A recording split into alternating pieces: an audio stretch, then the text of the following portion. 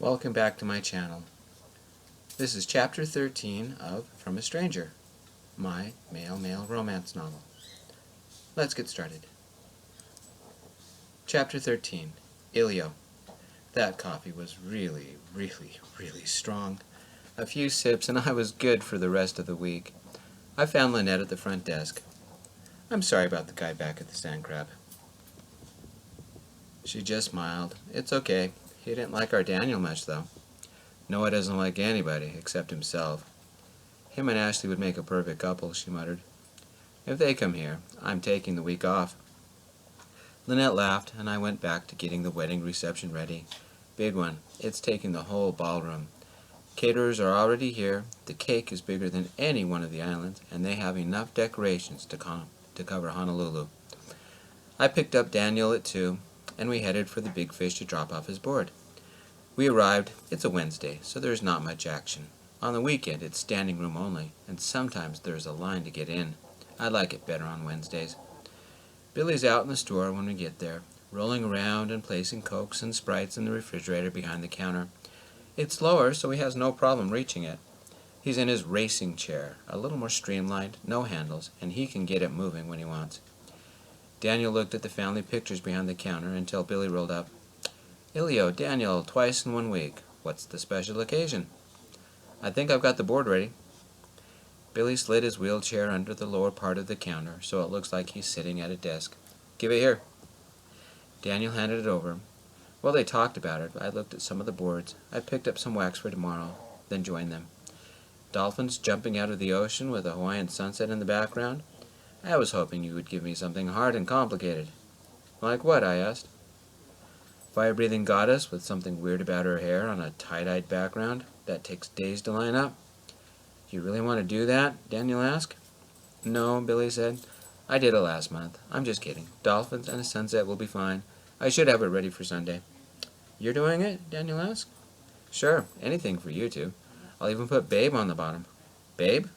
Daniel said before he even realized it's out of his mouth. I come in for the kill. I did it. Yes. Billy raised his hands as if he just made a touchdown. Daniel simply smiled. No tears in days. Maybe he's finally healing. There's only 2 problems. The first is simple. I think he's made an enemy for life named Noah. It probably won't be a problem. Not with Daniel leaving on Sunday. The other problem is scarier. Daniel had me figured out. Maybe he was making all that stuff up. Maybe he's psychic. Or maybe he's a better observer of people than I give him credit for. He doesn't even know what happened 5 years ago, and he somehow saw inside me. I closed my eyes and relived the nightmare of that night, of the months afterwards, of learning that Billy would never walk again. It was my fault. We hang out with Billy for a while, but it spooks me that Daniel has seen into my soul so well. I look at him, and he looks the same, all sunburned and stiff, but I don't see him the same. I see some person who knows me as well as Billy does. I see myself drawing closer to this stranger. It scares me how much I've grown to care for him these last few days. Love? Too soon to say. A friend? Not too soon to say. We are so different, but somehow he makes me happy. I didn't know what to say to Noah. Daniel blundered in, and I was okay. There is no way he could feel this way about me.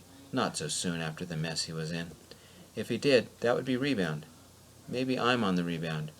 Daniel had become my new Timmy. Now I'm being silly. I head for the boards, from the boards to the board shorts. I think too much. Daniel walked back to me, and that both terrifies me and delights me.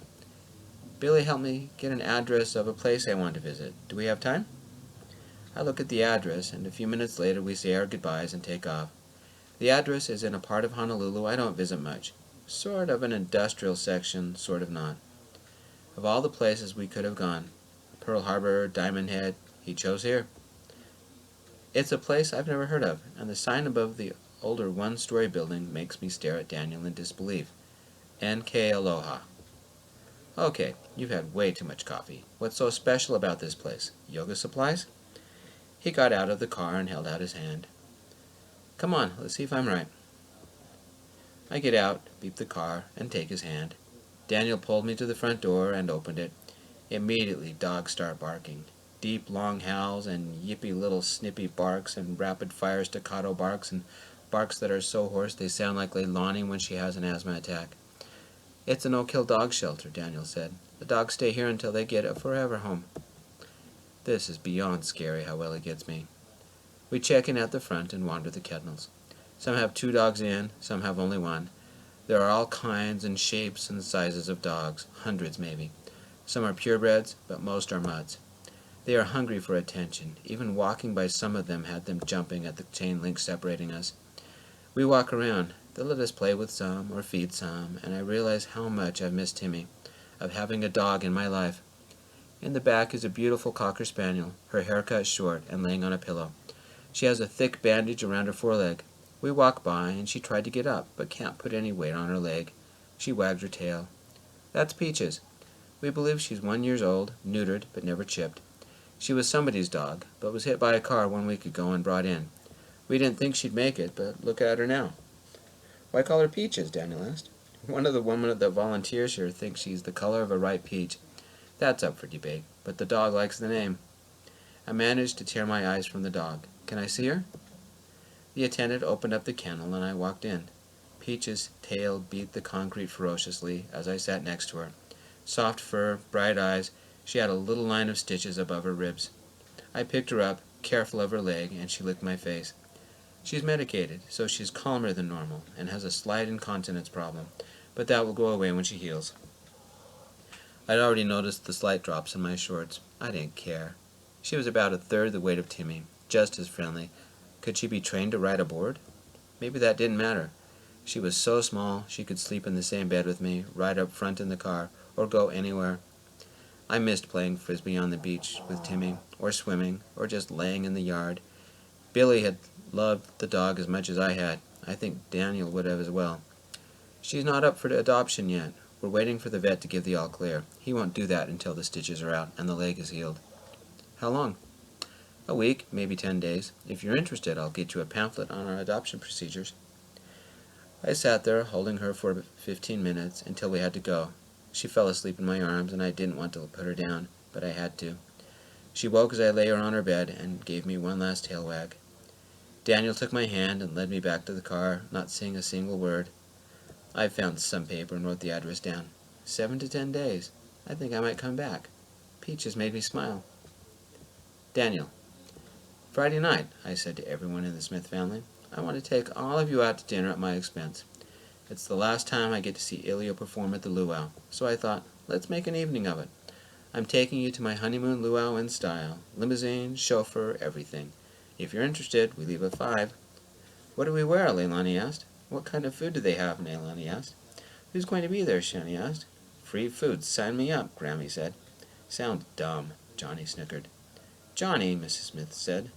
It does. I've got an online gaming tournament going on, and I'll do better with all of you out of the house. I shrugged. Okay, the rest of us will go. Oh, I've invited Billy as well.